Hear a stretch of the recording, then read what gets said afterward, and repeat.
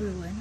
I wish you all the very best on UPS LIS 60th anniversary celebration. 60 years are indeed quite long, but an excellent name has been built for UPS LIS. He's wishing you the best in the future and heartiest congratulations. My warmest and best wishes for UPS LIS continuing success. Remember, our anniversary is a time to look back at the good times and a time to look ahead to pursue our dreams together.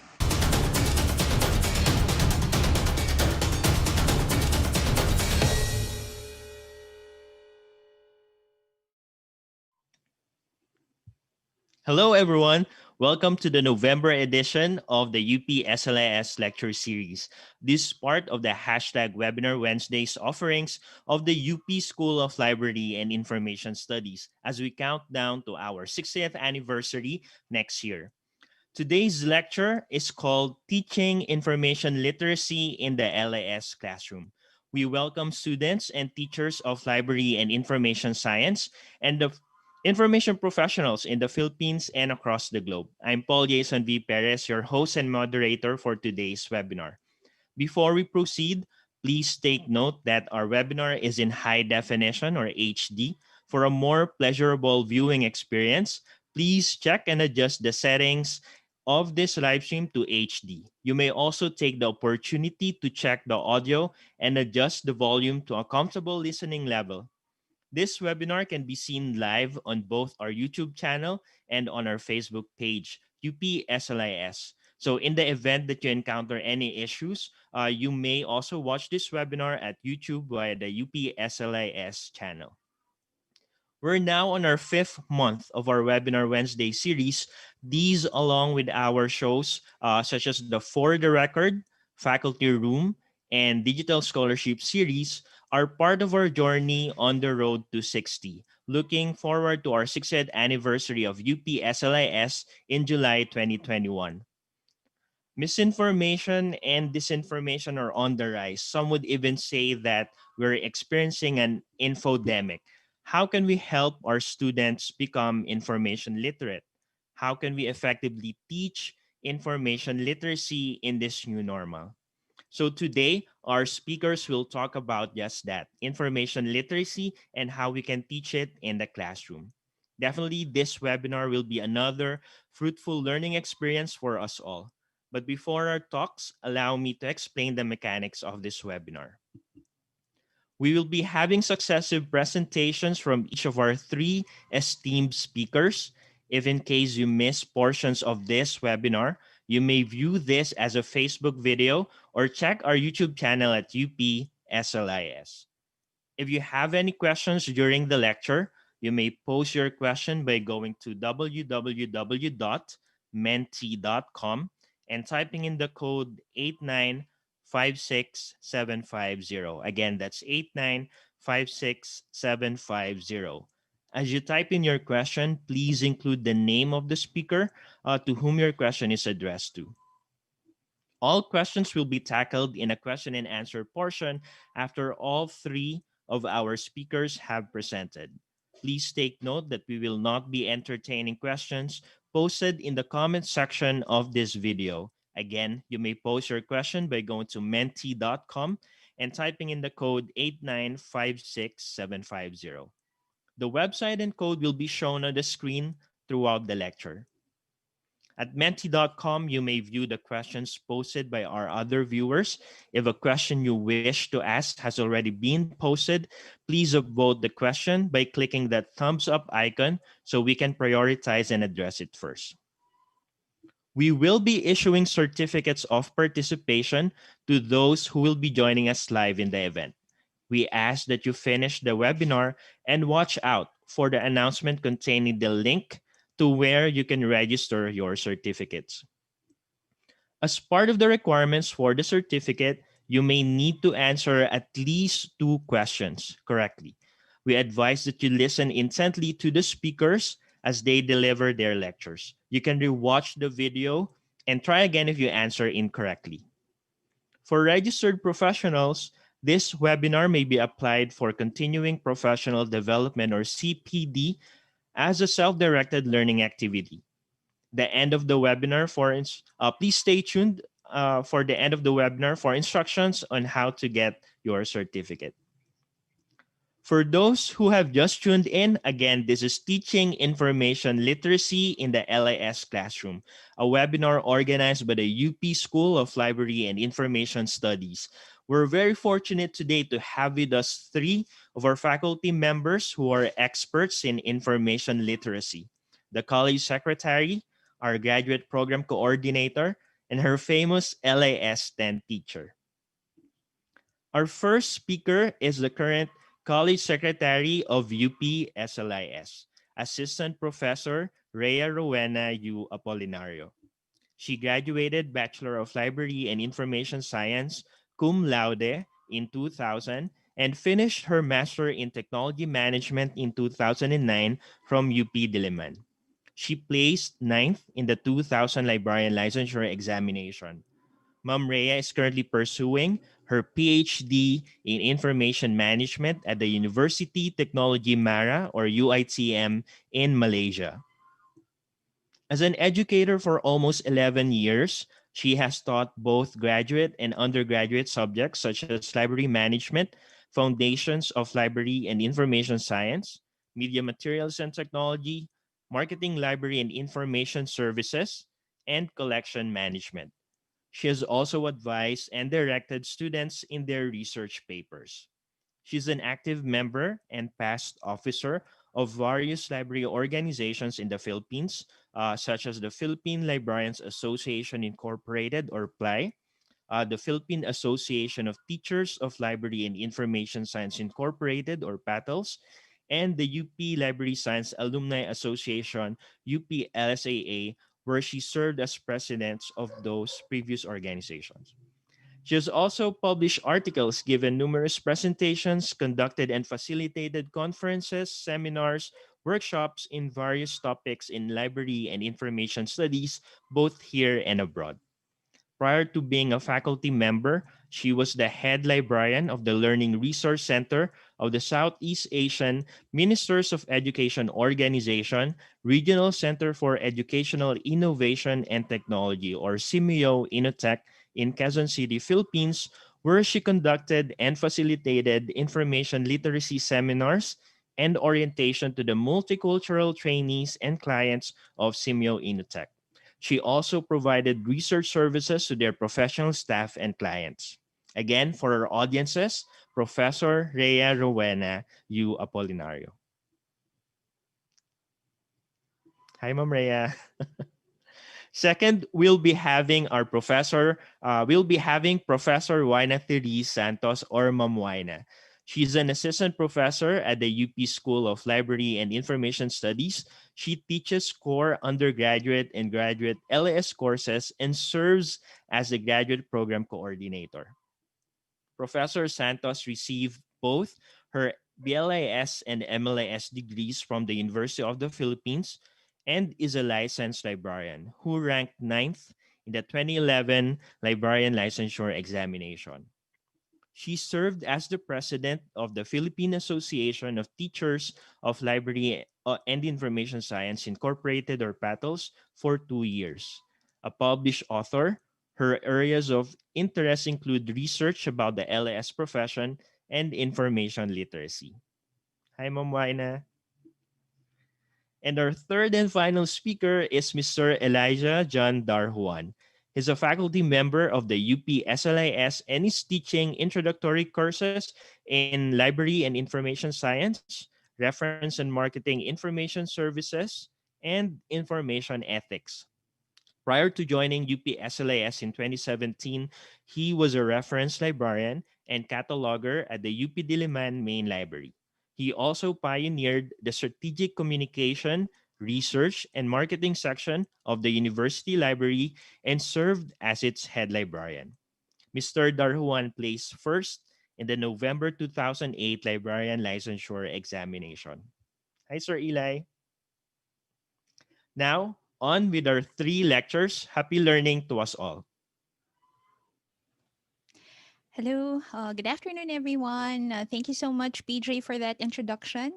And like what PJ mentioned, we are now on our the November edition of our webinar series of webinars in celebration of SLIS 59th anniversary on the road to 60.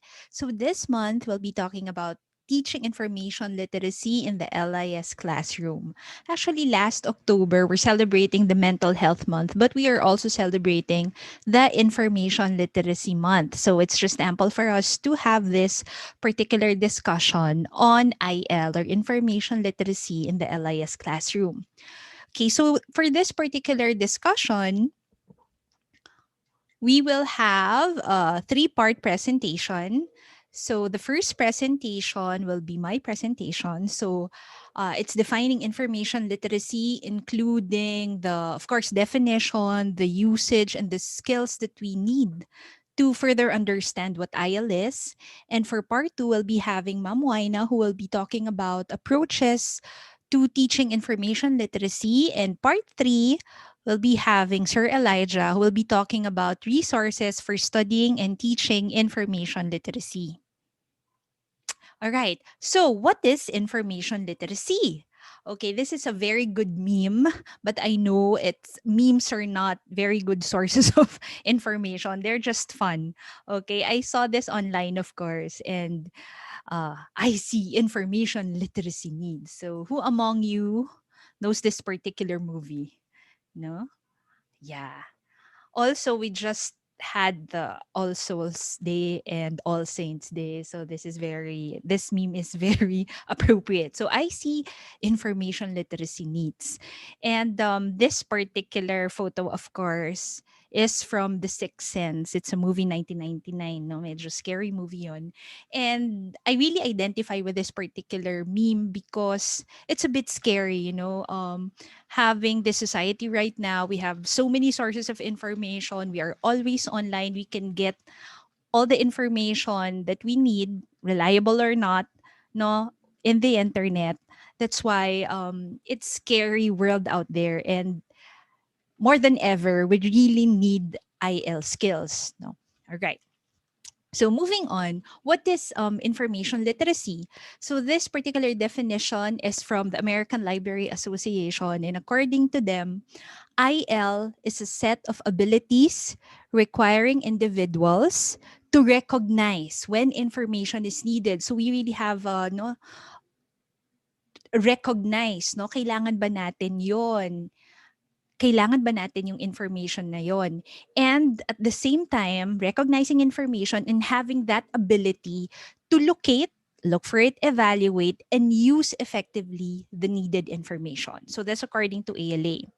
The definition of CLIP, or the Chartered Institute of Library and Information Professionals, of course, is similar. So according to them, IL is the ability to think critically and make balanced judgments. So very critical yung word na critical. No? Ability to think critically and make balanced judgments about any information that we find and use. And this particular one, it empowers us citizens to develop informed views and to engage fully with society, which is also a very important aspect, no? Why IL is very important is for us to be informed citizens. Another definition by UNESCO, of course, similar to the previous definitions, is that IL enables people to interpret and make informed judgments as users of information, as well as to not only users of information, but also to become producers of information as well. No? So, not only using, but also being able to produce information. Okay. And there is what we also call media and information literacy. In fact, this is now for some it's now more famous, and for some it's more recent. I'll tell you why later. When we talk about media and information literacy, um, MIL considers all forms of media and other information providers. UNESCO had this strategy of bringing these two fields together, information literacy and media literacy, which are traditionally seen as separate and distinct fields. Pero with our society right now, UNESCO thought of bringing this together, bringing this two words together, two literacies together, with a combined set of competencies, so knowledge, skills, and attitudes, because they think that we know MIL is necessary for life and work today. Okay, I know MIL is considered a newer term, but for the purpose of our discussion, we'll be using information literacy because we are also using the CLIP, no, yung CILIP definition of IL. And we use that in our classrooms too. Okay, going back to MIL, in fact, Philippines is also included and is a signatory. No, just last year, 193 countries proclaimed Global Media and Information Literacy Week. So it's now official. And in fact, Philippines participated in a series of activities that was conducted last year to celebrate MIL. But like what I mentioned a while ago, we'll be using for the purpose of our discussion this afternoon, and because we use it in our LIS classroom, we'll be using information literacy or IL. Okay. What is the importance of information literacy? I really like how CLIP discussed information literacy because it divided the discussion into five: IL in everyday life, IL in citizenship, IL in education, IL in the workplace, and IL in health. Okay, so IL in everyday life.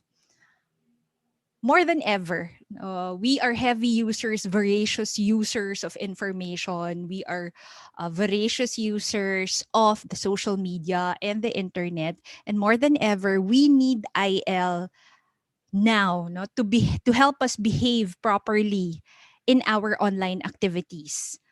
How do we present ourselves out there? How do we share information out there? So we need this IL skills to help us navigate properly in our everyday lives. Next, IL and citizenship. No, IL help us to be engaged citizens, informed citizens, to be able to play a full part in a democratic life and society. We're hearing a lot, we're reading a lot of news out there, and we need to absorb, evaluate this information for us to fully participate in our society. So, IL allows individuals to acquire and develop their understanding of the world around them. And it's really important nowadays. No, we need to have proper views on things. We need we don't always need to say yes, but we need to challenge credibly in an informed way some assumptions and common beliefs out there, and even authority. Now, so IL helps us in these things to become proper citizens of the world. IL and education, information literacy applies to all stages of learning, both formal and informal. In fact, I would say IL is really a lifelong learning skill. It does not stop when we stop studying in schools. So IL helps us navigate in our everyday lives, but helps us navigate as well as students and as learners. It is also very important in our workplace, of course. Uh, IL helps us achieve the organization's goals and the organization's aims. IL helps us to know when and how to use information in our own institutions. So it's really very important. As information professionals, IL is needed because we curate, and we enable the use of diverse types of information in an ethical manner. IL and health. Of course, we have COVID-19 right now, and health literacy is very important. It helps us uh, make informed choices on things relating to our health and well-being as individuals. Especially now, we don't want to go out, so it's not easy for us to go to the doctors because we are afraid of hospitals, and sometimes we're afraid of the doctors because they're exposed to people with COVID-19. And what we're doing at home is we are educating ourselves, and we're finding reliable sources of information about certain diseases that we're experiencing or that we are having, specifically COVID-19. So how do we manage those particular conditions? Of course, with the help and guidance of a doctor, but it helps us to care for our sick, and it helps us navigate or move on with our lives when we have health concerns. Okay. And now we talk about information literacy skills.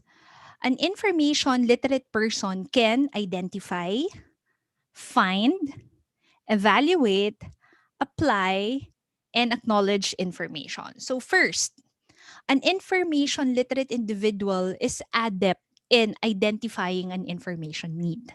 Okay, so we need to identify an information need. Okay, aside from identifying, we need to articulate an information need. So paano ba? What kind of information do we need? No, what do we really need about a particular subject? No, baka man it's too broad. So what aspect, no, of that particular subject do we need to research on? What facts or background or information do you already know? Okay, kailangan mo ba ng general or more specific information about a particular topic? And how much information do you want? Ang dami-dami kasi dyan, di ba? So we need to articulate an information need. Articulating also includes knowing what types of information do we want. For example, are we looking for opinions? Are we looking for statistics or data or case studies or experts or and so on? Aside from those, what information sources will help us find the information that we need? So, do we need books? Do we need online resources? Do we need magazines, encyclopedias, and so on?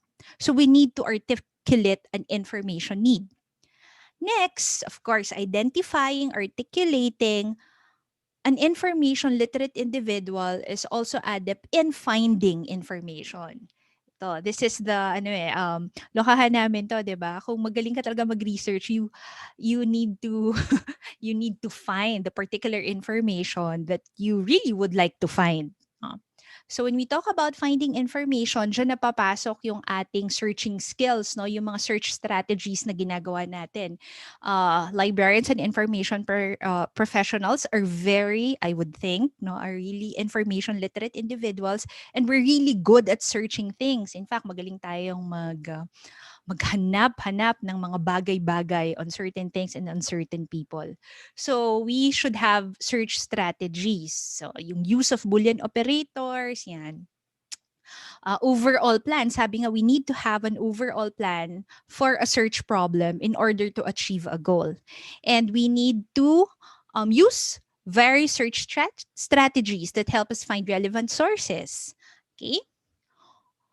Okay, so the approaches may vary as well. You may opt to look for wider concepts, diba? If we are researching on information, we would like to have a general overview of a particular topic, then we use wider concepts, no, to help us understand further uh, specific topics. Then, you can also search for more specific aspects. So, ito kung medyo magaling ka na maghanap ng information, search for information, then you go for this. No? So, pero depende kasi kung ano yung kailangan natin. Okay? We also need to evaluate information because an information literate individual is adept in evaluating information. Okay, so when we evaluate sources, 'di ba? This is very important. We should know the content, no? Yung mga questions na who, what, when, how, where, yan, dito pumapasok when we evaluate sources. Some questions can be answered while you are looking at your search results. So it's important for us to know the content of the database, read abstracts if available, do author searches, and so on. When we evaluate, we should also know reliable ba, no? Authoritative ba yung author? So siya ba ang karapat-dapat na nagsulat for that particular article? 'Di ba? Ano ba yung qualification? So we normally ask these questions to ourselves. Who is the author of this particular article, no? And then, aside from who is the author, para kanino ba itong article na to? Who is the intended audience for this particular um, material? Is this for the general public, for students, or for subject matter experts? We should also know what types of sources are they using? Scholarly, popular, commercial, governmental, or private? Uh, Is it suitable for your level of understanding? And it's also important, when was the information produced? Syempre, as much as possible when we do research, we want relevant, not recent, no, recent publications on topics. But it also depends. Now, if we're looking for an historical overview of a particular topic, then we go for mga old sources. So do you need current information or a historical perspective? So these questions would really help us. Okay. Like what I mentioned a while ago, part of evaluating is knowing where was the information published, why was the information published, and how is the information organized. Also, an information literate individual is adept in using information. No, how do we, when you say use, no, we know how to apply it and we know how to acknowledge information when we use it. Okay, using information means using information effectively. So it's organizing information for practical application. So marunong na tayo now integrating new information into an existing body of knowledge. So that's how we use information, di ba? When we write research papers, we use our knowledge, the things that we learned from the materials that we've read, but we also have this existing knowledge in our mind. So we need to weave them in properly and while integrating new information into an existing body of knowledge. So we need also to apply information in critical thinking and problem solving. Citing sources, of course, is very important. We need to acknowledge where that particular statement came from. No, where did we get that information? Because citing properly provides evidence that can back up claims. Okay, I think I don't need to expound on this further because we really need to know these things. Okay, and the plagiarism, of course, is prohibited. No, yung iba would think, I changed certain words naman so I didn't plagiarize. Of course, that's also plagiarism. You need to paraphrase, and even in paraphrasing, you need to cite your sources. So that's how we use information. Okay, so my part is actually just an introduction. What is information literacy, MIL, the skills that we need, why is it important, and how do we identify information. So the next part will be discussed by Ma'am Waina.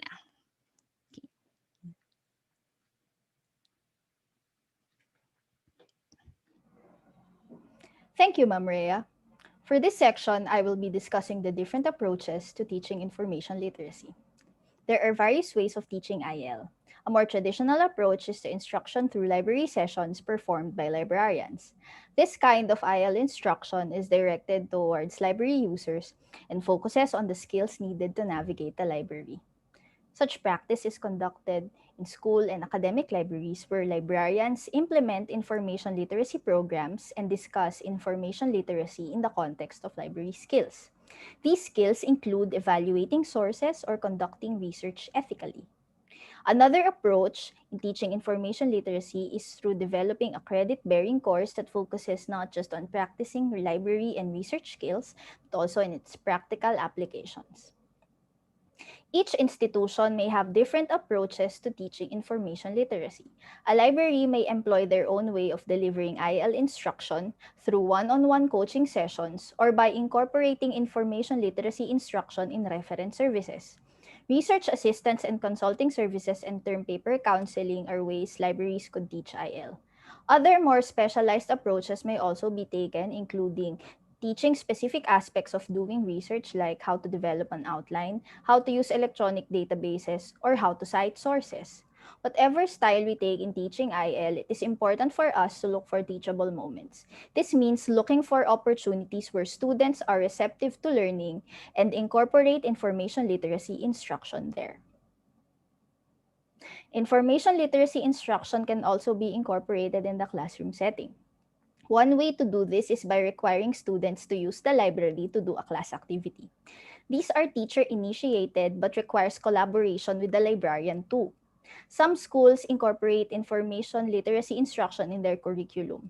Teachers may give activities which lead students to use various media as the source of answers for the activity. A variant form of this could be teaching students to evaluate various media formats and the messages presented in it. This may not necessarily be tied to going to the library, but it still reinforces critical thinking on the part of the students. Teachers may also incorporate asking why questions in class activities, as this forces users to formulate their own methods of searching for info and enable them to be more critical in evaluating answers. Let's look at the variations in how information literacy instruction could be done in various libraries. In teaching information literacy in school libraries, teacher-librarian collaboration is key. As mentioned previously, this could take on different forms, but an important element of this is successfully introducing children to various information resources for them to become more adept information users. This kind of activity could further be strengthened by teaching students to analyze which resources are relevant for different information needs. For information literacy instruction in academic libraries, instruction must begin where the school librarian left off. Here, the goal is to help students become effective researchers. The same must be considered when teaching information literacy to faculty. Incorporate elements that discuss research and showcase resources that can be used to better improve their lessons. In public libraries, opportunities for teaching information literacy include introducing users to computers and the offering of instructional services to all clients. The development of information literacy programs targeting specific information skills for different age groups could also be a good practice. The public library's primary goal is to develop lifelong learners, and information literacy reinforces the habit of lifelong learning. In special libraries where clients usually already have some sort of information literacy knowledge gained from school or the public library, IL instruction takes on a one-on-one approach. The kind of instruction offered is tailor-fitted to the kind of institution and the specific information needs of the clients. This could be in the form of teaching clients how to use specialized information resources or by providing them with research assistance. Now, let's talk about teaching information literacy in the classroom. I will focus on the experience of UP-SLIS in developing a credit-bearing course in information literacy. Previously, information literacy as a topic was included in LIS 71, Information Resources and Services 1. However, in 2016, UP-SLIS began to re-evaluate and redesign the BLIS curriculum. UP-SLIS decided to institute 6 new BLIS courses to adjust to the demands of the ever-evolving profession. One of these 6 courses is LIS 50, Information Literacy. The faculty realized that before everything else, all incoming BLIS freshmen should first be trained in IL skills so that the knowledge they could gain from the course be of assistance to them in all their other future courses, especially because courses in the tertiary level require complex research skills. With this, the new course was assigned the course number LIS 50 to signal that it is indeed the fundamental BLIS course offering. It is important to note too that in the CHED Memorandum Order number 24, series of 2015, it is prescribed that a course on information literacy be developed as part of the BLIS curriculum. Meanwhile, in the MLIS program, there is also one course focused on information literacy, and that is LIS 272, Seminar in Information Literacy. The way that LIS 272 is offered is quite different from LIS 50. LIS 272 students are expected to conduct a semester-long research on the IL topic of their choosing. This follows the assumption that graduate students are capable of conducting a higher level research on IL. I will, however, be focusing on the undergraduate course offering on information literacy. LIS 50, Information Literacy, is designed as a 3-unit required course in the BLIS program. The course description is Information Literacy, its relevance to lifelong learning, and its overall importance in society. The goal of the course is to ensure that students become efficient information users and for them to remain critical in evaluating information as it impacts various aspects of their lives. This is emphasized even at the beginning of LIS 50, that the focus of the course is not limited to its application in using the library. Becoming information literate means being able to make informed decisions about one's health, citizenship, daily living, etc. An in-depth exploration of how information literacy came to be is discussed in the first few sessions of LIS 50. From Paul Zurkowski's technical paper in 1974 up to the development of ALA's information literacy standards and to the more recent release of the UNESCO's 5 Laws of Media and Information Literacy. Even in the beginning of the course, students are made to practice their information literacy skills to see which areas need to be improved. One of the first activities in LIS 50 is about the evaluation of online content. Students are given a set of online sources, some videos and articles. Then, they have to evaluate the message being presented in these sources, whether they are factual, misleading, or satirical. This activity yields interesting results, as it shows that LIS 50 has a more practical application, and this sets the stage for the rest of the semester. The empowering nature of information literacy in school, work, and life in general is discussed too. Activities for this include a small group discussion about the effects of information obesity in different aspects of life. Pre-pandemic, role-playing activities presenting the outcomes of information obesity were conducted. Related literacies are also touched on in LIS 50. These include digital literacy, multimodal literacy, and other topic-specific literacy such as health, political, financial, and environmental literacy. The mutually reinforcing relationship of information literacy and lifelong learning is also part of LIS 50. It is treated as an expansion of the discussion of the importance of IL. Here, ways of committing to lifelong learning are discussed. Formal, informal ways of educating oneself is explored. And part of the discussion is on how information literacy helps us in these activities. Next, at the heart of LIS 50 lies the discussion of information literacy skills. These skills are articulating an information need, locating information, evaluating information, and using information. Part of the discussion of IL skills is an examination of the ways on how those skills can be practiced. Students are taught how to express their information needs, the strategies needed to address these needs, and the very important activity of critically evaluating information and the ethical application and use of information. Another activity for this topic is students are asked to pick a certain group, for example, children, professionals, the elderly, and they are required to think of ways that specific IL skills could be taught to their chosen group. IL standards are also discussed in LIS 50. These standards include ALA and ACRL's Information Literacy Standard, AASL and AECT Standards of Information Literacy and Independent Learning, Eisenberg's Big 6 and Super 3 standards, and UNESCO's 5 Laws of Media and Information Literacy. One activity conducted in this part of the course is an evaluation of the standards used in LIS thesis submitted to UPSLIS. Assessment tools in IL are also discussed in LIS 50. This is a continuation of the session on standards. So after students examine the standards used in IL research, they are asked to take note of the assessment tools used in each. Issues in IL comprise the last few sessions of LIS 50. For these discussions on different kinds of information disorder is included.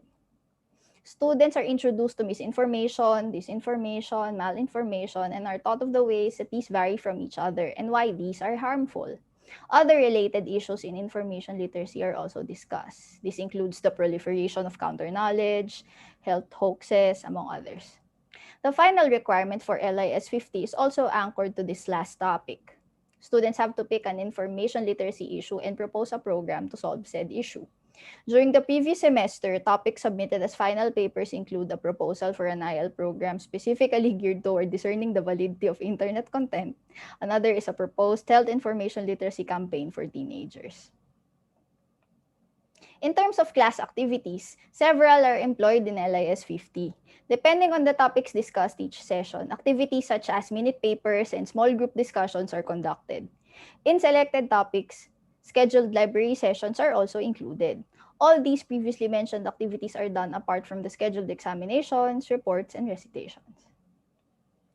When LIS 50 was first being developed, the goal was to create a course that talks about information literacy in a more practical sense.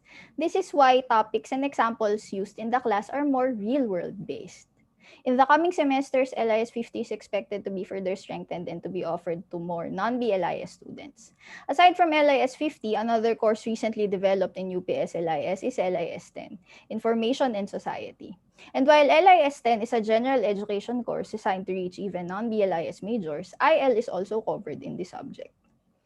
As LIS educators, we have to ensure that future LIS professionals have ample understanding of one important tool to survive the information age: information literacy. I mentioned earlier the importance of looking for teachable moments to anchor information literacy instruction on. The content must be reflective of current issues concerning the use and abuse of information. The concepts to be covered in an information literacy class must extend beyond the bounds of the library. It must give students an insight into how IL skills can be used and applied to day-to-day activities. Instituting courses in information literacy is a step towards not just the promotion of the concept, but also in developing an information literate population and empowering citizens to effectively and ethically use information. Now that I've discussed how to teach a credit-bearing course on information literacy and the approaches in teaching IL, let's hear from Sir Elijah as he discusses the resources we can use to study and teach information literacy.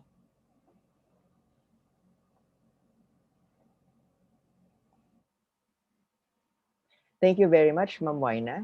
So, good afternoon to the viewers of this webinar. Earlier, Ma'am Rhea Apolinario discussed what information literacy is and some frameworks that define information literacy and what skills comprise an information literate individual. And earlier, Ma'am Waina has shared experiences in how we could teach information literacy in our libraries and her specific experience with handling LIS 50, which is our core course in information literacy. Now, in this part of the webinar, we will be looking at resources to help us in studying and teaching information literacy. Uh, Let me just reiterate that these resources are not just useful for teachers that teach information literacy, but also these resources can be used by librarians if you are planning, if you are managing a library and you are planning to implement an information literacy instructional program for your library community. So first, let me share with you frameworks that you could employ so that it would be easier for you uh, to provide instruction in information literacy. First is the Big Six Skills, which is a process model you could apply as you teach the skills. The Big Six is, as I've said earlier, a process model of how people of all ages solve an information problem. Information problems may be in the form of fact-finding, kung may kailangan siyang specific na factual information, and also for their academic requirements and non-academic requirements, since we recognize that information needs can be within and also outside of the classroom setting. So the Big Six skills, since as the name implies, may anim na skills involved o na nakapasok dito sa framework na ito, from task definition, information seeking, locating and accessing information.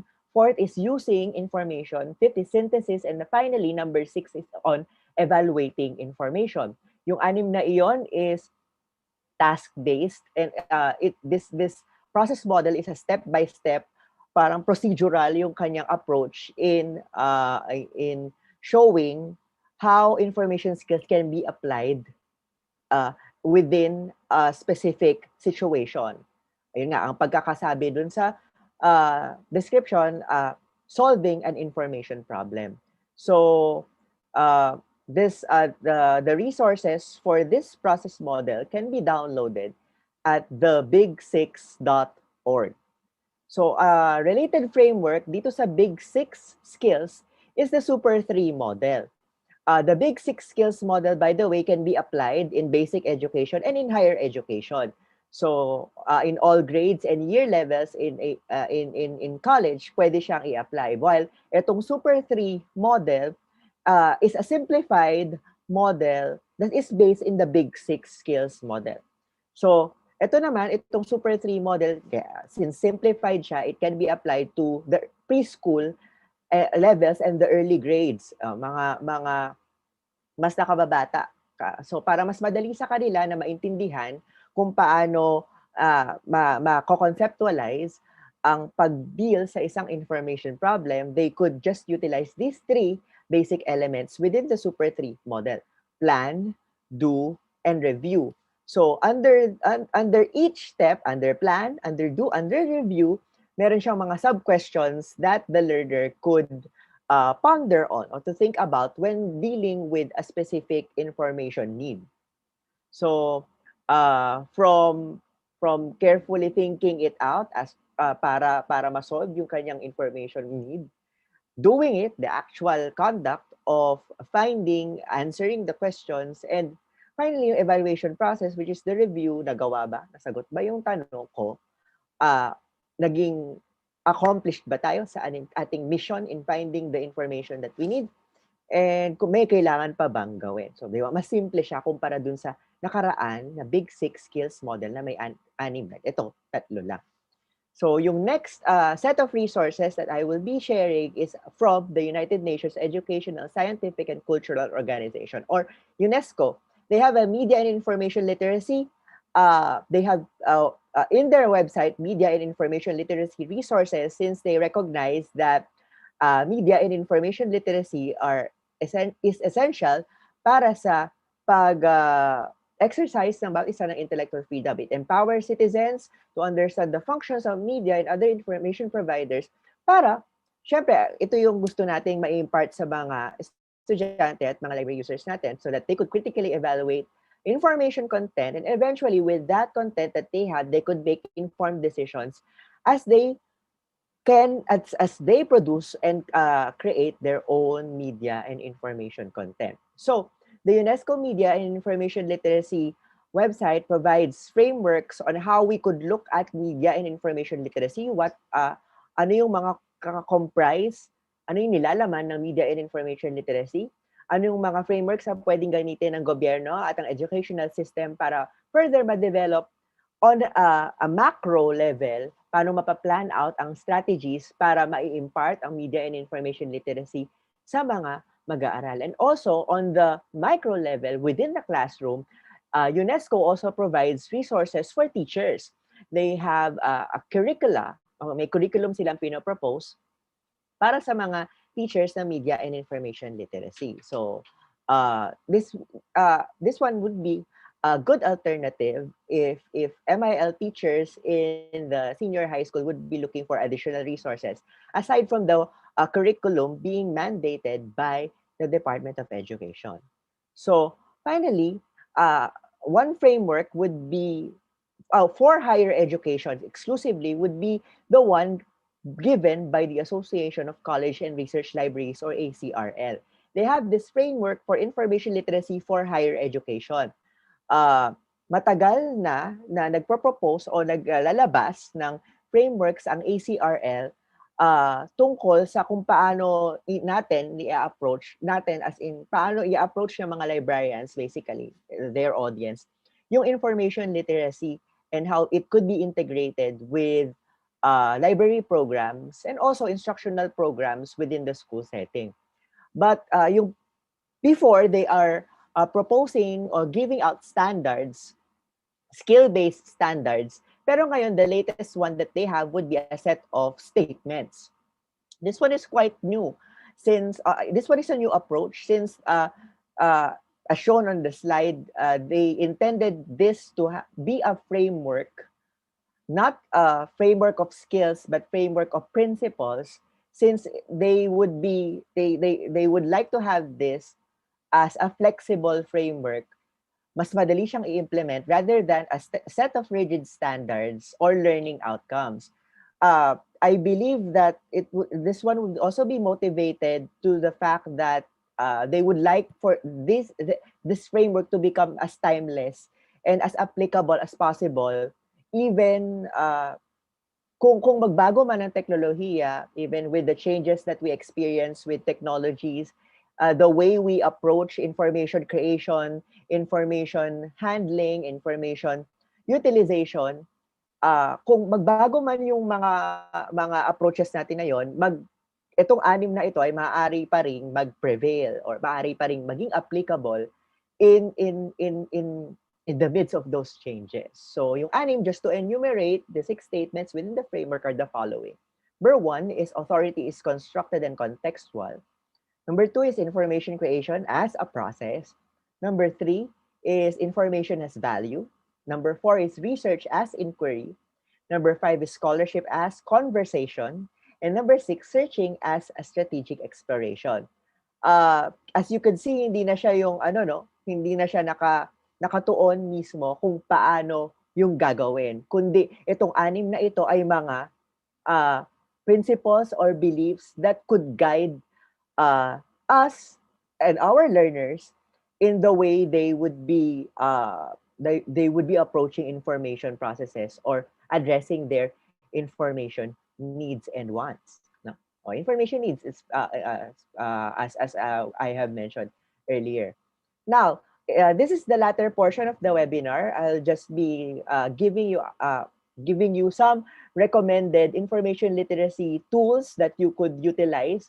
If you are a teacher of information literacy, you could utilize these tools in assessing skills and knowledge, competencies that our students should be having after our lessons. And also for librarians, if you would like to develop your information literacy program, I know this one would be very much helpful in adding to the resources that you could utilize as you implement your programs.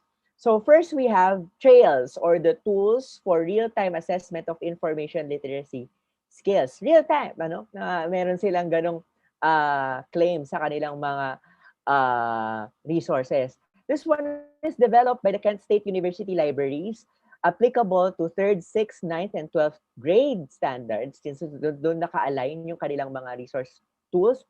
The tools are in the form of multiple choice type questions, downloadable in PDF format for our convenience so that we could readily implement it. And the convenience is that since multiple choice ito, mas madali i-administer at in-analyze ang results ng assessment. But the problem is that meron lang cultural differences ng content o baka kailangan lang maging culturally sensitive tayo with the questions kung applicable ba yon para sa ating setting dito sa Pilipinas, since the tools are developed and made for the United States setting. And yun nga, babanggitin ko na rin, the assessment items are based on the AASL or the American Association of School Librarian Standards. So, nakatuon ito sa setting sa states, kaya yun lang yung word of caution ko na kumbaga we should be reviewing these tools before implementing, hindi lang basta sabak agad, if the questions would be applicable and our students would be authentically assessed with these tools. If you're interested to download the materials from Trail, you could access their archive website at trails-archive.org. The next repository that we recommend is Primo, or the Peer-Reviewed Instructional Materials Online Database. This is developed by the ALA, American Library Association, the oldest library association in the world, as means to promote and share peer-reviewed instructional materials created by librarians. So, pwedeng mag-upload ang mga librarians, pwede ring mag-download ang mga librarians. This is a website or a repository for these resources to be shared to others who would like to make use of these resources. Discovering, accessing, evaluating information as we have gone through earlier, these are important skills that could be developed sa ating mga learners since ito yung mga pinoprovide nila na materials. You could access their database at primodb.org. So just to show you the homepage of their database, you could see the features on the left side. Browse, you could browse through the materials. You could search, may search function ang database na ito. And you could also, it also has a submission form or a submission feature where if you as a librarian, you could share your materials with the world, you could immediately submit it to them for review. So this is being managed by a committee of reviewers. So they ensure us to have selective, high quality resources to help us librarians and teachers of information literacy with our instructional strategies or activities. So also, we also have resources, we recommend resources for plagiarism awareness. So ito yung medyo hindi nabibigyang pansin minsan ang napapagtuunan, although there are some libraries that have programs that help students combat plagiarism. So these two are examples. The University of Texas Libraries has a set of resources so that their library users could be aware of plagiarism, its implications, and how to not commit it. Also, similarly, the University Library of the Iowa State University also provides a set of guides for their community so that they would understand and they would be aware of what plagiarism is and what are the consequences of committing plagiarism. Bakit hindi magandang mag-plagiarize? Also, we have active learning activities if you would like to kumbaga, make things a bit more interesting for your students and for your library clients to participate in your program. Merong mga activities that you could utilize para ma-engage further ang inyong mga learners. These are game-based activities that you could implement. Seek, there is a card game for information literacy instruction which you could download. Citation tic-tac-toe from a university in the United States. And also the information literacy game. So, andyan yung mga links sa slides na nakikita ninyo sa screen. So, this is a screenshot of the citation game on information literacy. So, may question, tapos pwedeng i-click ng mga learners yung answer, much like an online quiz. So, next we have library websites. Also, as you have observed earlier, some of the links that we present came from university libraries or library websites since the libraries in the what do you call this? Kung wala mang direktang information literacy course na ino-offer sa isang university, the libraries are stepping up so that they could impart information, hindi lang impart, kundi develop further yung information literacy skills ng school community members, mga estudyante. Hindi lang naman library users, Some library websites have publicly made available their teaching modules on information literacy. Hindi lang para sa kanilang mga students, hindi lang password protected para sa kanilang mga constituents, kundi kasama rin yung mga made available na nila ito for everyone's use. There are activities within these library websites. You could just explore, do a quick search of information literacy programs that are hosted. Pag hinost na library website, maganda ring i-evaluate at tingnan baka pwede nating i-adapt. Mayroong iba't iba silang mga activities, pwede nang i-include sa mga library websites para makapag-implement ng inyong information literacy programs. Online tutorials can be also designed and implemented to further enhance information literacy skills. And yes, the platform that we are using right now, a webinar or a series of webinars, much like the ones that are being mounted by the university library, ng UP Diliman, meron sila ngayong ino-offer na information literacy webinars para sa mga ah, students, faculty, and staff ng UP Diliman. So, that's one concrete example that I could provide. So, online tutorials and webinars, lalo na ngayon na hindi tayo makapag-organize ng face-to-face instruction, our online tools can be utilized to uh, impart and develop skills to our learners and our constituent users. So finally, this is the last point.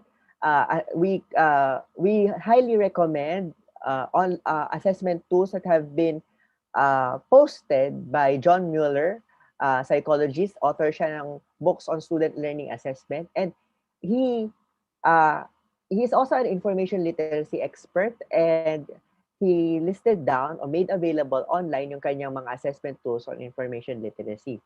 It's available on his faculty website, jfmueller.faculty.noctrl.edu/infolitassessments.htm. So, ito, yung nakalista, forced choice tests, among others, as shown on the slide. These are very much helpful in assessing information literacy in various subject domains and in yung general set of skills involved with information literacy. So, uh, thank you very much. I believe this is the end of our webinar. Maraming salamat sa pakikinig, and I hope that what was shared earlier would be helpful for you, makatulong ito sa inyo para prop up o matulungan kayo further i-develop ang inyong information literacy programs, whether you are an information literacy teacher or a librarian na nag-implement ng information literacy program sa inyong mga libraries.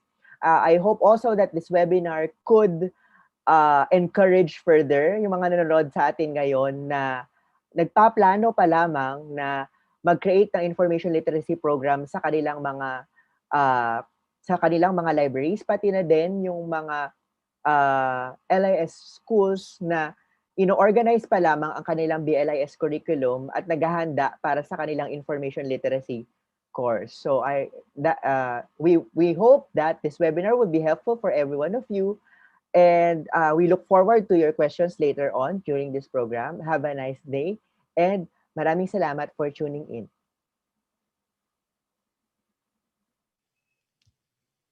Thank you so much, Sir Elijah, Ma'am Waina, and Ma'am Rhea. Sigurado ako maraming natutunan ng ating mga manonood. If you have any questions to any of the presenters, you may go to menti.com and key in the code 8956750. As you type in your question, please include the name of the speaker to whom your question is addressed to. Again, for those of you who've just joined us, this is Teaching Information Literacy in the LIS Classroom, organized by the UP School of Library and Information Studies. For questions, again, you may post it by going to menti.com and type in the code 8956750. Please check the previously posted questions and vote the questions you would like to be prioritized. We're very happy to have with us our colleagues from UP Diliman. We also have some of our viewers. And we have a lot of viewers right now from different schools. I believe these are school librarians. Thank you so much for tuning in. Please subscribe to our YouTube channel and like our Facebook page, UPSLIS, where the video is currently being streamed. That's UPSLIS on YouTube and Facebook. While we are waiting for questions, I would like to announce that the Philippine Journal of Librarianship and Information Studies, or the PHJLIS, is currently accepting submissions for 2020.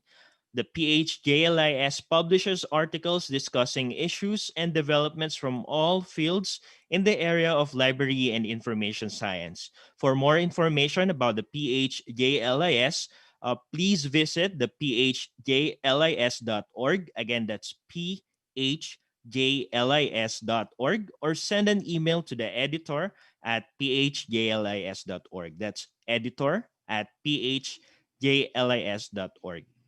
For the UP SLIS community, we have a coffee table book that will soon be launched. So please watch out for any announcements on our SLIS Facebook page. We also want to know your best, funniest, weirdest, oddest, scariest, and sappiest moments in SLIS through a project called hashtag I Remember. So if you have something that you want to share, please go to upslis.info slash I remember. Again, that's upslis.info slash I remember. The UP SLAS is also accepting donations for the construction and renovation of the new SLAS building. For any donations, you may coordinate by sending an email to admin@slis.upd.edu.ph. Again, you may send an email to admin@slis.upd.edu.ph.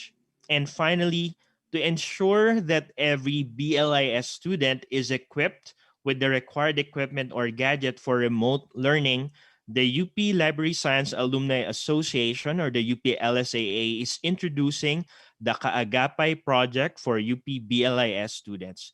This is in support to the program of the UP system called Kaagapay sa Pag-aaral ng mga scholar ng bayan. You may donate in cash or in kind to help our BLIS students who may be struggling with remote learning. You may send your inquiries at uplsaa.inc@gmail.com. That's uplsaa.inc@gmail.com. Okay, so at this juncture, I believe we have questions from our audience. So let's now address the questions posted on menti.com. I have a couple of questions here that is kind of related, and I believe medyo nasagot na siya ni Sir Eli kanina, but if you want to add more. So the question goes like this. Hello po. With the setting that we have now, how can school librarians reach out to the students and conduct information literacy programs? And also the second question is furthermore asking how to conduct information literacy in the new normal, especially to young ones in grade school level, in having a short time of focus or commitment. So, with the given limited time or that they can provide to their grade school students, how can they provide information literacy programs? Ma'am Waina, would you like to answer those questions? Okay, hello. Thank you for that question. Okay, sige. Two-part question siya, no? Yung first part muna, sasagutin ko. Yung question about how to deliver the instruction given the setup now dahil naka-remote learning tayo, no? So I believe nabanggit din to ni Sir Eli kanina. Marami tayong mga ways to reach our clients, but we have some limitations now na pwedeng makahadlang sa atin dun sa delivery natin ng instruction. Pero pwede natin gawin kagaya, kunwari, nitong ginagawa natin na webinar ngayon dito sa SLIS. So pwede natin gawin yung ating mga IL instruction through online means. So by designing webinars like this, yan, and also by using the kung ano yung current technology we have in the library now. For example, incorporating the lessons in the website if the library has a website, ganon. So, online din, parang kung paano tayo magkaklase, ganon, i-apply natin, i-adapt natin yung IL instruction, yung remote learning sa IL instruction. And then, in relation to that, yung question na isa pa is, paano kapag bata yung clients, tapos mas shorter yung attention span, no? Okay. Etong webinar kasi natin, is medyo longer, no? Nasa 1 hour, more than an hour yung webinar natin. Kasi yung audience natin ay medyo mas mga advanced, okay? Mas mga advanced na learners. Pero kung kunwari bata yung clients mo, bata yung tuturuan mo ng information literacy, pwede mo naman gawin na parang bite-sized pieces yung ibibigay mo sa kanila na IL instruction. So, hindi naman kailangan na yung buong 5 information literacy skills kaagad. Tapos, idadump mo sa kanila in one session. So, pwede mo yun hati-hatiin. Parang kung ano yung kayang i-digest muna in a given kung gaano katagal yung program mo. Kunwari, 20 minutes lang o 30 minutes lang. Yung hindi sila agad maiinip. I-divide mo yung gusto mong ituro sa kanila dun sa short period na yon. So again, you don't need to teach all the 5 skills. You don't have to teach lahat-lahat na in just one session. You can just focus on one and then ano mo lang, just give some examples, ganun, for that particular aspect of IL, and then, yun, para hindi masyadong maging mahaba yung session. And ma'am, Uh, let me add yes. to what Ma'am Marna is explaining. Since maiksi nga ang attention span ng mga bata, lalo na yung mga nasa preschool at early grades, it's very good also to coordinate with their teachers sa iba pa nilang mga subject areas. Since alam naman natin information skills or information literacy skills are being employed o ginagamit na nila yon sa mga iba't iba nilang mga subject areas. So I believe hindi hindi makakatulong o hindi advisable na mag-dedicate talaga ng, although it's a good exercise o no, mas maganda na collaborative yung magiging approach natin in the early grades para naka-integrate with English, acquisition of language, numeracy, etc. Naka-integrate na ron yung kung paano sila makakapag-solve ng kanilang information problems. And yes, it would not be also helpful na i-dump nga lahat sa kanila in a limited amount of time. Probably in the course of the entire academic year of an early grader, naka-integrate na doon yung mga kailangan nilang i-develop na information literacy skills. Yan, oh, thank you. Ia-add ko rin lang kasi nabanggit na kanina, no, nasimulan na ni Ma'am Wina tapos ni Sir Eli. Very important talaga, I think, yung planning ahead, yung teacher-librarian collaboration. So, kasi ngayon namang taon, alam naman natin na remote learning talaga. So, dapat nakakausap na rin natin as school librarians, yung teachers, di ba, kung paano natin mai-integrate yung IL sa kanilang klase. So, ang IL naman, hindi lang yan, di ba, sa reading or language, pero sa mga school libraries kasi parang doon siya integrated. In fact, pwede nating ituro yan sa lahat ng subjects. So siguro, very important, alam ko ang iba nating mga school librarians nahirapan din to coordinate with the teachers, di ba? Pero dapat importante yung teacher-librarian collaboration and yung planning ng lesson all throughout the year. Kasi ngayon, ang remote learning tayo, may synchronous, asynchronous, and yung time spent talaga ng students sa computer, 'di ba, very limited. So it's very important for the teachers and the librarians to plan and schedule. O lalo na kung mas bata, syempre mas maikli dapat ang oras na mas-spend nila online. Tapos dapat iba rin yung mga activities. Syempre medyo may pagka-age appropriate, 'di ba? So tingnan natin yung mga resources din na nabanggit ni Sir Eli. So makakatulong 'yon. So kahit na po nasa no may pandemic tayo ngayon, I think we can still do it. No, kailangan lang natin ng resourcefulness and creativity at medyo mas nakakapagod din talaga yung coordinating online everything. Kung ayon yun nung live na ganito, pwede rin namang i-record, 'di ba? So mas okay din yun. So, yun. So pwedeng-pwede naman. Ayun, maraming salamat Ma'am Wina, Sir Eli, and Ma'am Rhea. Sobrang dami niyong nabigay na answer. So, very important nga yung collaboration between the teachers and the school librarians. Before we proceed with the other questions, I just would like to shout out, batiin yung mga nanonood ngayon from the University of San Agustin in Iloilo. Hello po. And also special shout out to Teng Kalijan. Hi. And maraming salamat sa panonood. Ayan, so if you have more questions, please go to menti.com. If you type in menti.com to your browser, you'll be prompted by a code. You can put in the code that you're seeing on our screen so that you can ask our speakers about information literacy. While we're still waiting for some more questions, curious lang po ako no, sa ating mga speakers ngayon na nagtuturo ng information literacy, have you encountered, for example, a student na medyo, kasi di ba sometimes in information literacy, so you try to debunk some of the controversial na mga nakikita nyo sa Facebook and so on and so forth. And meron na ba kayo na-encounter na student na medyo taliwas yung belief niya. And let's say, this is a very extreme example, kuwari, flat earther si student. And then, of course, it will be debunked through information literacy skills. How do you handle such a situation na medyo, syempre, ayaw natin ma-hurt yung feelings ng student and so on? Ma'am Rhea, would you like to start?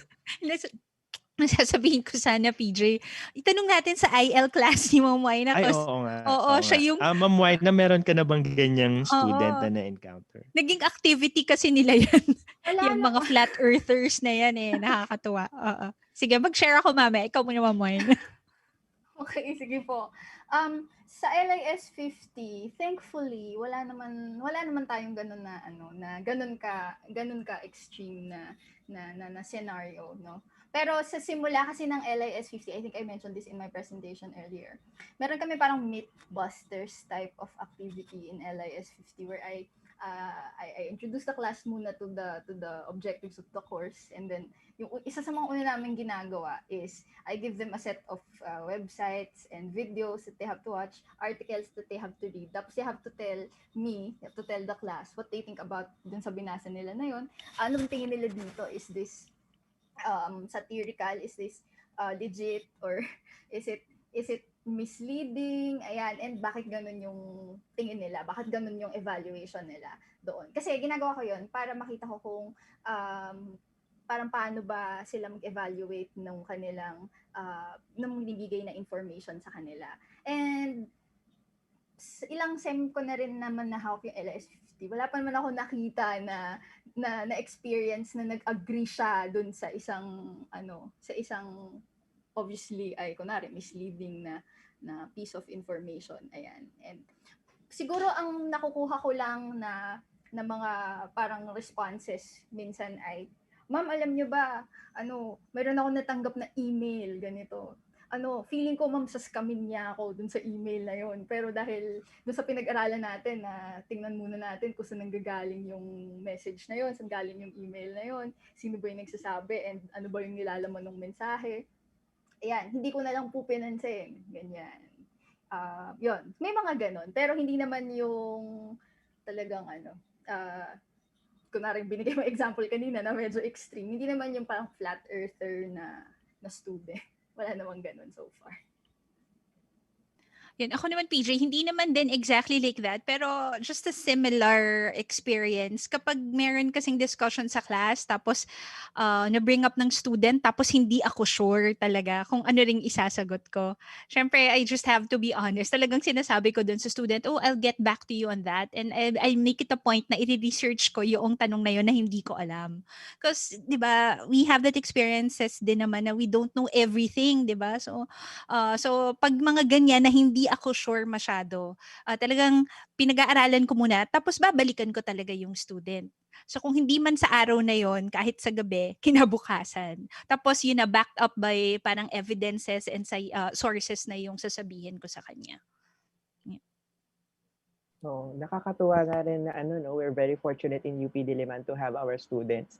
Really, pagpasok nila, there's a certain level of criticality na. So, ako in my case also, I haven't really encountered any student that would be holding on firmly to a belief that goes against what is research, what is written in textbook. So, ang nagiging feedback ko with the discourse kapag ino-open ko naman sa LIS 10 GE class natin, itong mga ganitong issue related to the lack of information literacy, parati nilang iniisip, sir, ano pwede nating gawin?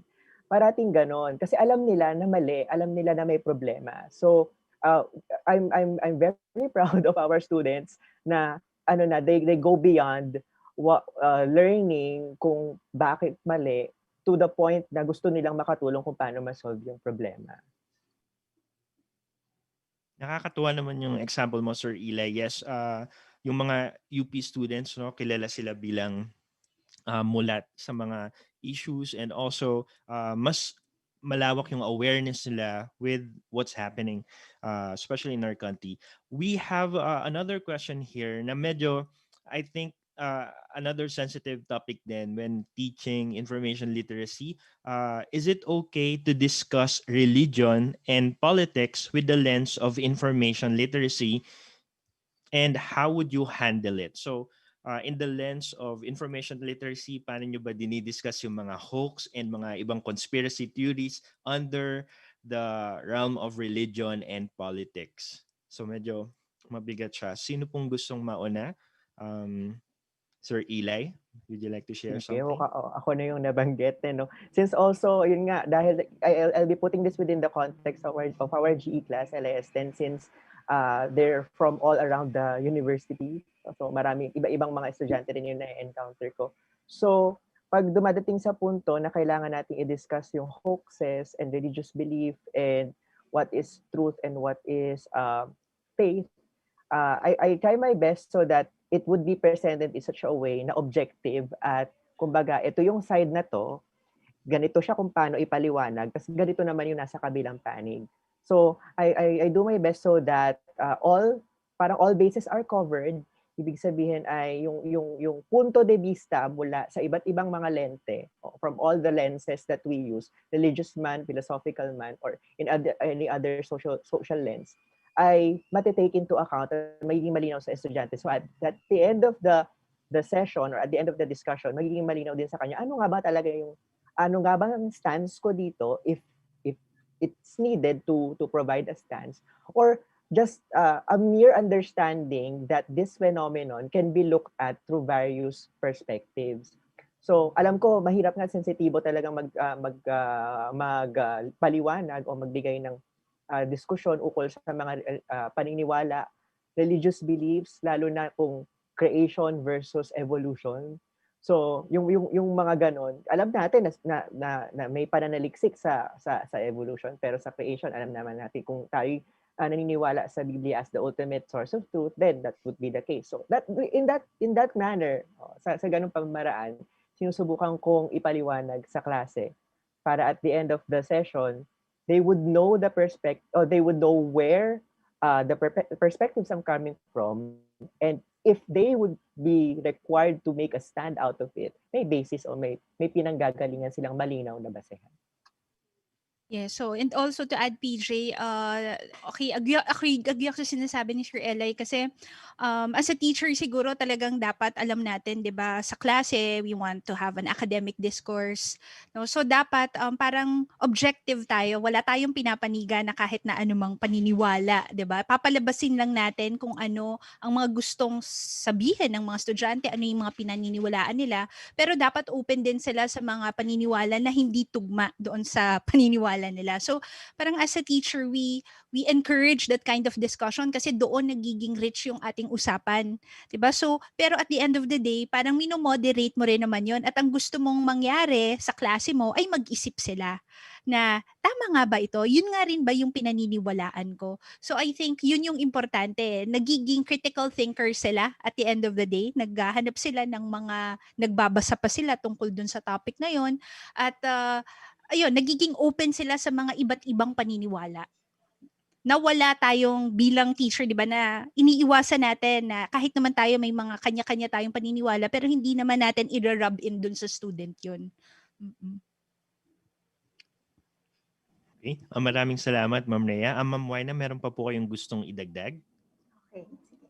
In the end po kasi, no, parang yung goal naman nung ating yung LIS 50, LIS 10, yung mga nabanggit na subjects kanina, ay pinapakita natin dun sa mga students yung tama, mga different perspectives, and ini-empower natin sila to make an informed decision based on kung ano yung nakita nila from all the viewpoints that are presented to them.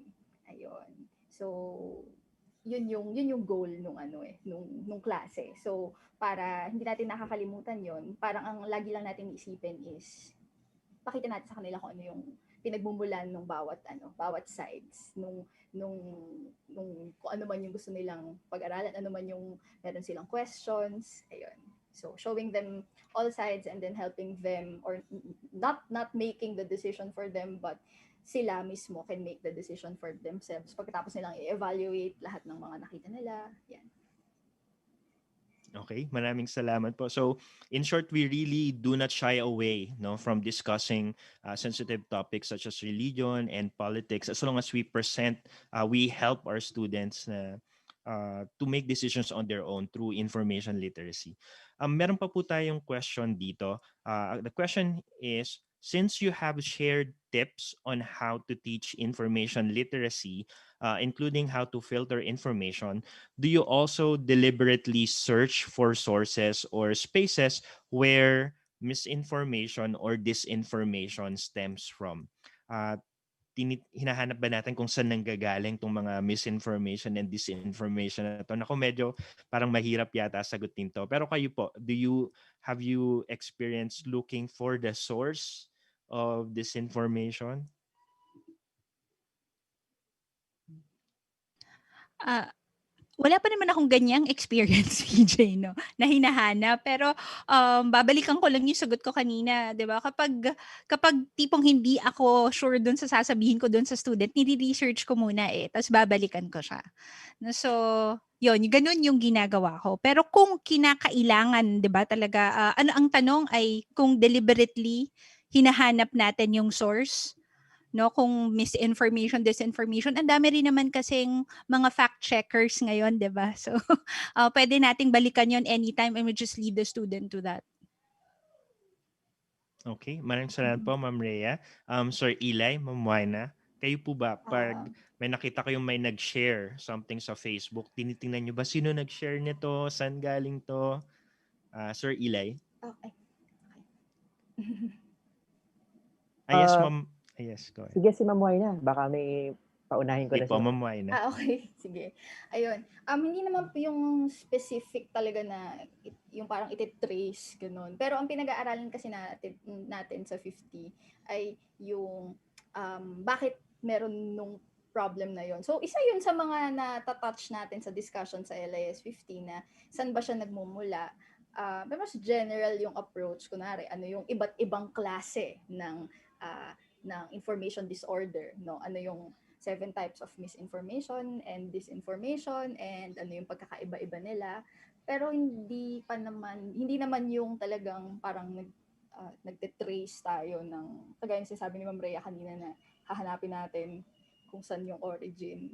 Nadi-discuss yun, parang bakit meron nitong problem na to. Yun. Its origins, but why is it such a big problem, and paano siya kumakalat, yun yung well, ako I can speak for LS50, yung laman ng course, ganun yung pinag-aaralan. Mhm. So sa amin naman sa LIS 10, we also tackle information literacy and information disorder at the latter part of the SEM. And also we have just discussed historical negationism as a negative historical revisionism technique. Ako kasi I would like one teaching strategy that I use is that para mas maintindihan ng mga estudyante kung ano yung konsepto, I often give examples, lots and lots of examples. So, relating to the question, usually talaga kapag actively nagtitingin talaga ako ng newsfeed ko, pag meron ako na-encounter na, oy, pwede itong example dito sa ganitong topic, pinipick up ko siya. And syempre, i-conceal natin din yung identity nung nag-post for privacy reasons. So, I can't say that I'm actively pursuing examples of information disorder, but I make sure that to gather relevant examples that the class can do, na kung ano yung magagamit namin sa class at parang mas maiintindihan nila kung paano nagwo-work yung o kung paano nangyayari yung information disorder at paano makakapasok doon yung information literacy concepts. Ayan. Maraming salamat, Sir Eli and Ma'am Wina, na nakapagbigay din kayo ng example sa na ginagawa nyo sa klase LIS 50 and also sa LIS 10. Meron tayong question dito for Ma'am Rhea specifically. Ma'am Rhea, bag po ba yung nasa likod ninyo? Oo. Na TV. Bag na TV. Ang cute. Oo. Ito, hello. Ganyan. May Yes. parang wood carving made by Paete carvers. O, diba? Yan. Tangkilikin ng produktong Pilipino. Yeah. And for a more serious question, ito, medyo mabigat din to. What's your take on activist librarianship and the drive towards active community engagement for public libraries. So kung kanina puro school library settings tayo, ngayon naman in a public library setting, such as regarding martial law. I think about information literacy, regarding regarding martial law, no? Um, Meron po ba kayong experience on conducting information literacy in a public library setting? Um, yes, Ma'am Rhea. IL, hindi. Ang ako, kunyari, ang lagi ko lang iniisip kasi public library daw. So, balikan natin, ano ba, bakit ba natayo ang public library? So, unang-una, di ba dapat ang public library, um, meron siyang mga koleksyon ng local community niya at kahit di ba local community, yung mga indigenous cultures kung meron diyan at lahat ng uri ng impormasyon na makakasagot sa information needs ng community dapat meron doon sa public library. As a public library also, dapat we should not shy away from those types of materials na tinatago natin yung mga ganitong mga materials kasi totoo namang nangyari yan sa ating kasaysayan. So dapat meron talaga ini-encourage natin na open tayo sa mga ganyang information na pwede nating i-provide sa public library. And kaakibat noon, dapat meron din tayong mga serbisyo na dapat ma-offer in support of the vision and mission of a public library. So lagi lang natin babalikan, bakit ba nag exist ang public library? Hindi lang yan para lang umoo tayo sa mga politicians na nagtayo ng public library, pero isipin natin yung community. No, ano ang kailangan ng community? So let's take our cues always from our community. Maraming salamat, Ma'am Rhea. Mm-mm. May maidadagdag pa po kayo, Ma'am Wina, Sir Eli? So, yun, kung mukhang okay yata na si Ma'am Wina, let me just add to what Ma'am Rhea stated. I truly agree that we should go back to what the purpose and function and kung ano yung, bakit nga ba merong public library? And it's, the public library is a public trust. So, dapat kung ano yung hinihingi at kinakailangan ng publiko, doon tutugon ang public library. So, with that in mind, also let me just cite one of the values that Gorman proposes, one of the central values of librarianship. Sabi doon, the library should be a center for democracy, center for intellectual freedom, and the library should work for the greater good of the community. So with those values in mind, with the sabi din ni Rubin, search for truth and the quest for knowledge, with all of those in mind, the public library's role should be a presenter of objective, truthful information. So, i-connect ko lang ngayon dun din lang. So, kailangan, as we evaluate our collections, as we provide our services, it's aligned with the quest for truth. Ano nga ba yung totoo? Ano nga ba yung dapat malaman? Sabi nga ni Ma'am Rhea, ano yung dapat malaman ng ating komunidad? So, going back to the concept of being an activist librarian, yes, we have a social responsibility. The library, parang tinatawag din na critical librarianship, if I'm not mistaken. The outside the four corners of the library, we could do so much more. So, kumbaga, hindi lang siya introspective reflection, kundi pag tinignan natin yung akalatan, ano nga ba yung ano nga ba yung papel ng public library towards the community? So, yes, to make the long story short, to go back, yes, there's such a thing as being an activist librarian and pursuing an advocacy towards the greater good of the community. Okay. Maraming salamat. Mukhang malinaw naman, no, na yes, we do support activist librarian, and as long as their goal is really to support their local community as a public library nga naman, di ba? We have a couple more questions here. Ay, Sir PJ, just like Yes. to add, no, because Yes, Ma'am Rhea. nabuksan na yung critical librarianship. So next month, hindi pala next month, malapit na November 18. So we'll have Emily Drabinski, well-known critical librarian. We'll talk about critical librarianship in the Philippines. So panoorin niyo yan. Okay. Yun nga po. That's really exciting. We have an international lecture. We'll more details about that later. So please tune in about that. No. So we have another question here. The question goes: should information literacy be neutral, or is it okay to be political, like curation and selection or collection development or truth lang talaga? So yun yung I'm just reading the question. Should IL be neutral?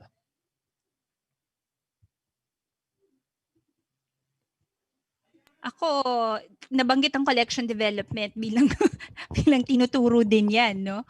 Ah, pagdating sa mga selection, 'di ba, ng ating mga materials, ano ba yung nagiging guide ng librarian, 'di ba, sa pagpili ng mga resources natin sa library? So, we have the standards, of course, but we also take our cues from our organization, 'di ba? So, kung ano yung mga vision, mission, and goals and objectives ng ating parent institution, yung learning needs ng ating mga estudyante at mga teachers, yun yung susuportahan natin. Yung librarian, 'di ba, being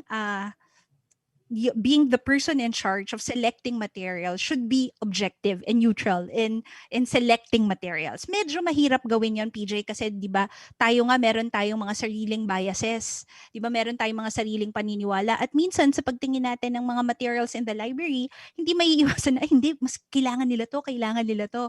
'Di ba?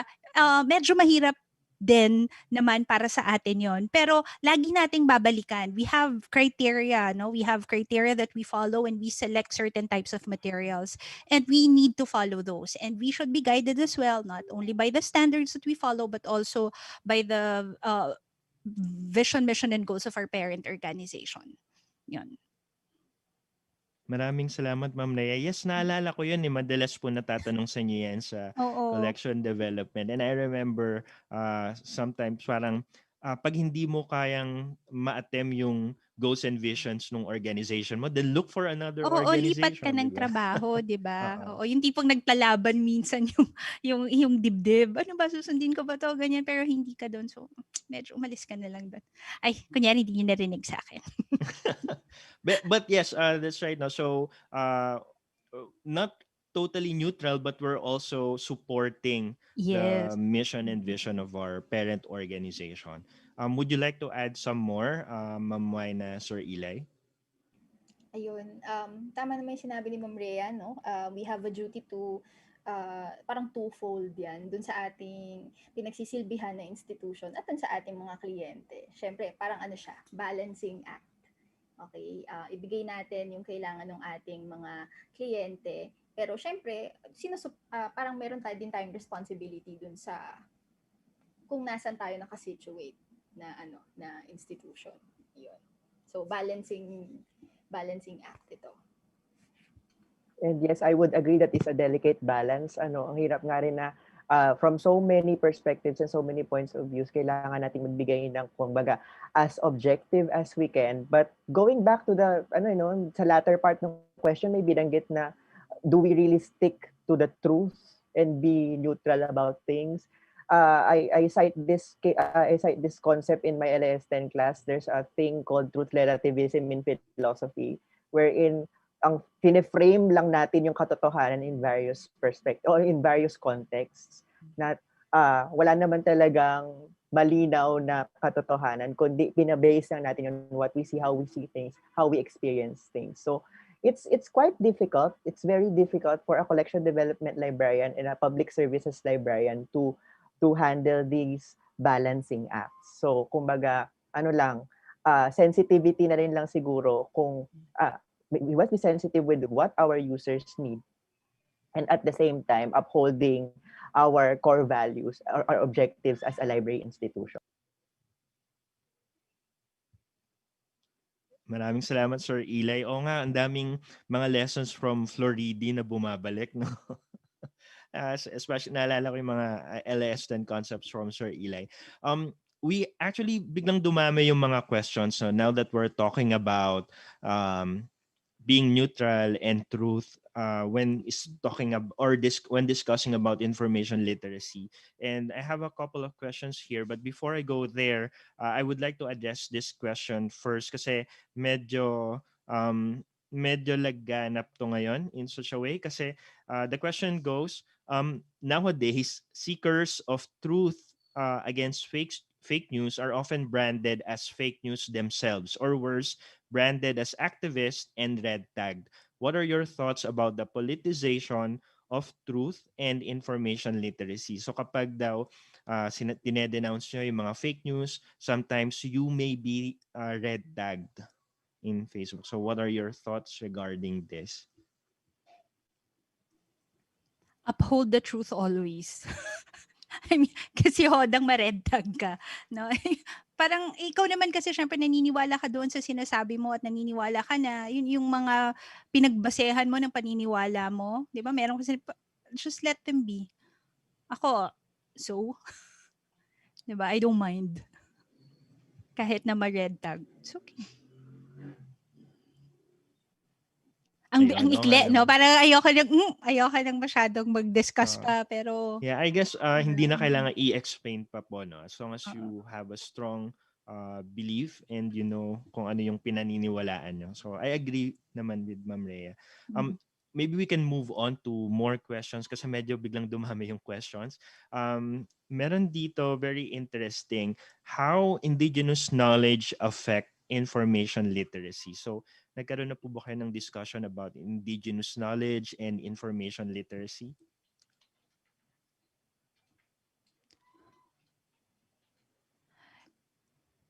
Yes, Ma'am Rhea. Ako ba? Wala, no experience, indigenous knowledge. Ano ulit yung kailangan yata nating tawagin si Ma'am Kate tungkol din? Kung Probably folk, Oo, folk nakaapekto ba beliefs. ang indigenous Oo, baka knowledge? multiculturalism. Mm-mm. nakaka-experience na po ba kayo? Folk, ako kasi in my case, folk beliefs, superstitions, wala pang masyado. Kasi ang alam sa diskurso sa klase, alam din ng mga estudyante natin na pag pinag-usapan siya sa class, these are ang mga paniniwala na pinanghahawakan natin. So at the end of the day, kung maniniwala ka man o hindi, nasa sa iyo yun ito.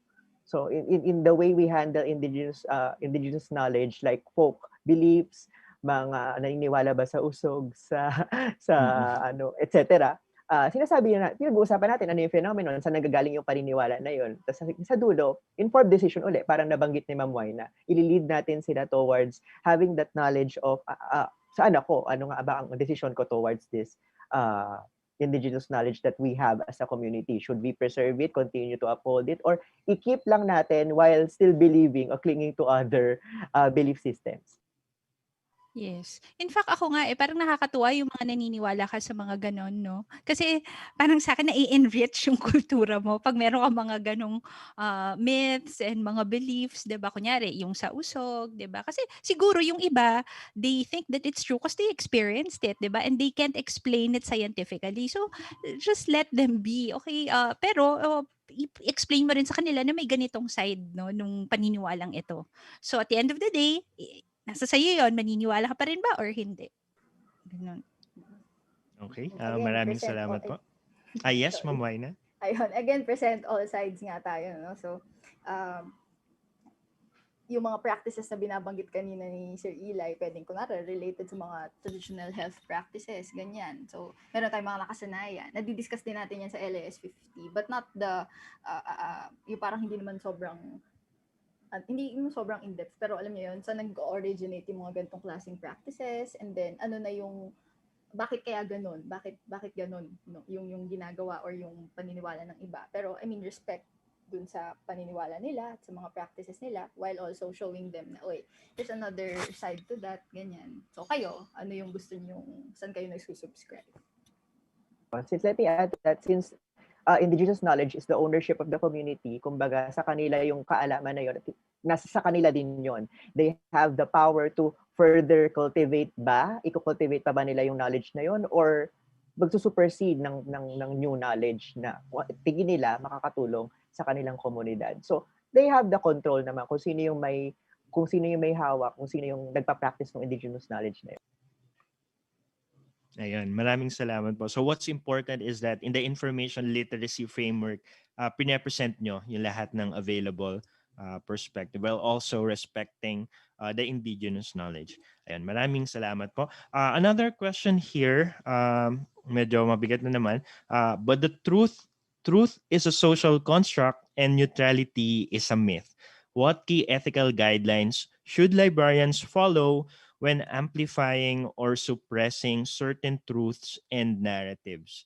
What ethical guidelines should librarians follow? I think merong mga nabanggit kanina na mga frameworks, mga international frameworks in information literacy. Ma'am Waina, gusto niyo pong sagutin tong question na to? Ano yung, sorry, yung frameworks po ba? No, the question is, what key ethical guidelines should librarians follow when amplifying or suppressing certain truths and narratives? Mabigat nga yung question, no? Sige. Isipin natin ano ba yung function ano ba yung purpose natin dito sa ating ginagawa na information literacy education. So, I think everything that we do should be in support of that. Ayan, so lagi nating alalahanin na yung itinuturo natin sa information literacy ay merong empowering effect dapat dun sa ating mga tinuturuan natin. So, yun, parang let's keep that in mind na yung mga skills sa tinuturo natin, how to evaluate, where to look for information when deciding to do something, for example, tapos how to evaluate these things na nakikita natin, ayan, ay all in the purpose of empowering our clients, our students, and helping them make informed decisions at yung, paano ba, yun, laging, yun, dun tayo babalik, dun sa core function natin at sa dahilan kung ba't ba natin tinuturo tong LIS 50. Again, to help them make informed decisions. Okay, maraming salamat po. Meron pa po kayong gustong idagdag, Ma'am Rhea, Sir Eli? Okay na ako doon. Okay na kayo, Ako Ma'am po, Wina. I would also like to add, since yung sinabi kanina, diba, yung being truth ay relative at neutrality is a myth, ay kailangan lang maging conscious din tayo as information professionals that our information should be backed up by evidence. Kung kaya nating mag-compile o kaya nating mag-gather yung mga records that serve as evidences of what happened in the past and what is currently happening, syempre, yung veracity din evidences na yon can be scrutinized, but still, we have those accurate and unforged evidences. So at least mababack up natin yung ating mga pinaniniwalaan. Also, tinatanong din yung ethical guidelines. This just came to me a few weeks ago as I reflect on what I'm writing in the modules. We could also utilize yung ginagamit ng Rotary Club na four-way test. Kaya lang yung first question, ang hirap na, is it the truth? Pangalawa, fair ba yan to all concerned? Friendships? Will it foster goodwill and friendships? And finally, beneficial ba ito sa nakararami? So that's one simple framework that we could think about when we encounter these kinds of situations. Oo nga, yung four-way test ba yan? Four-way test ng router. Yun. Very practical, very helpful. Mm. Okay, I think at this point, we only have time for one last question. And the question is, what is the best way to grade your student in information literacy? What task is best to test the information literacy skills of your students? So when it comes to assessment and evaluation of your students in information literacy, maybe you can give some examples sa class ninyo. Ma'am Waina, let's start with you. Naalala ko yung thesis ko nung BLIS. Yung BLIS thesis ko ay related dito. Paano nakakatulong ang library activities sa pagpapataas ng information literacy skills ng mga estudyante. Ayun. Well, sige, i-ano ko na lang doon. Gawin kong parallel doon sa ginawa ko doon sa thesis ko. Kapag meron kang gustong tingnan na skills, kung naalala niyo yung mga binanggit ni Sir Eli kanina ng mga framework, yung mga model, pwede natin gamitin na basis yun, no? Yung mga performance indicators na nakalagay dun sa mga models, yan. Pwede natin tingnan kung kaya bang gawin to ng mga estudyante. Ano yung mga performance indicators na yun. So, bawat information literacy skill kasi meron niyang mga parang kanya-kanyang measures ng mastery. So, yun nga, yung mga performance indicators. So, kung kayang gawin ng student yung indicator A, for example, marunong siyang mag-cite. Yan. That's one way of seeing kung marunong ba, kung gaano ka information literate yung student or yung tao. Yun. So, that's one approach. Pwede mo tingnan kung paano siya mag-evaluate ng not just the sources but also the message in the source. Yon. So kung naintindihan ba niya yung nakalagay, yung nakasulat dun sa kanyang binabasa o sa kanyang pinapanood. Ayan, so pwede mong ibase dun sa mga, yun nga, yung mga nabanggit ni Sir Eli kanina dun sa last part ng presentation niya, yung mga framework Yan. Pwede niyong ibasa doon. Yun. Pero kung ang tinatanong ninyo ay, kasi sabi niyo IL students, how do you grade your IL students? LIS 50 question ba? Yun. So kung yun, iba-iba, depende sa activity na ginagawa natin. No? Pero kung IL skills talaga ng aking mga IL students, ay yun, isang aspeto yan ng LIS 50 na kung gaano nila nagagawa yung mga hinihingi na indicators ng mga framework. Yan. Sir Eli, meron po kayong gustong idagdag? Okay na po. Ma'am Rhea? Okay. So, maraming salamat, Ma'am Rhea, Ma'am Waina, and Sir Elijah for answering our viewers' questions. We wish you success in all your teaching and other career endeavors. At this point, we will now award the certificates of appreciation to our speakers. Eto po. And the certificates read: the University of the Philippines School of Library and Information Studies presents the certificate of appreciation to Mr. Elijah John Darhuan, Professor Waina Therese Santos, and Professor Rhea Rowena Apolinario for delivering their valuable webinar lecture entitled Teaching Information Literacy in the LIS Classroom, as part of the 2020 UP School of Library and Information Studies lecture series in celebration of its 59th anniversary. Given this fourth day of November 2020 at the University of the Philippines Diliman, Quezon City. Signed, Mary Grace P. Golfo Barcelona, Dean. Yan. Ito po. Ma'am Rhea, let me give you the certificates. Okay.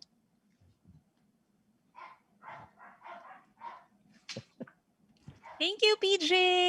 I'll get mine. Now I'll pass the certificates of Waina and Sir Eli.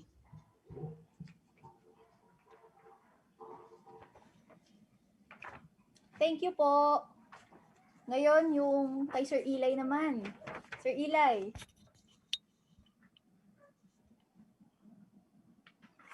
Thank you.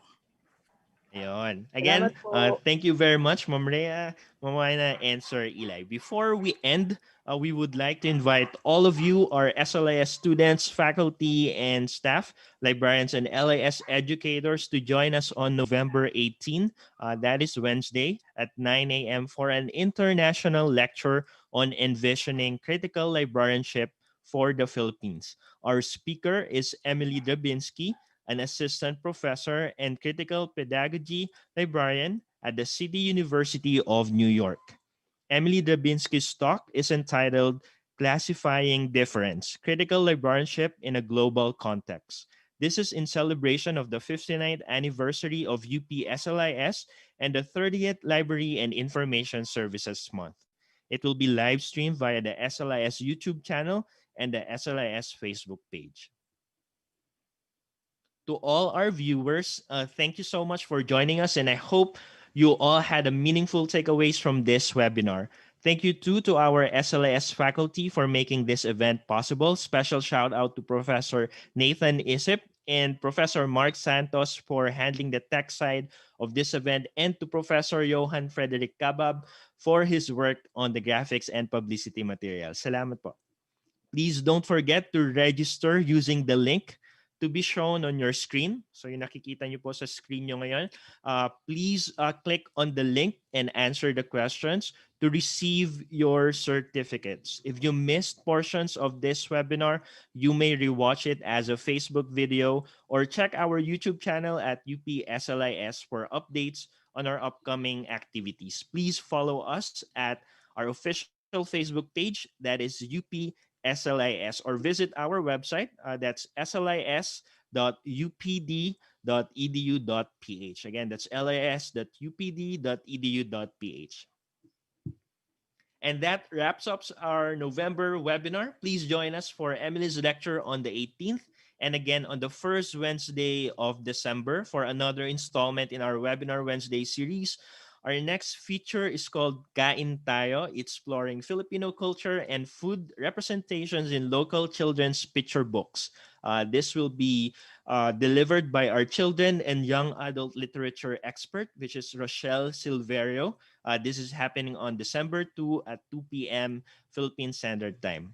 Once again, this is Paul Jason Perez, your host and moderator, wishing you all the best. See you on our next webinar.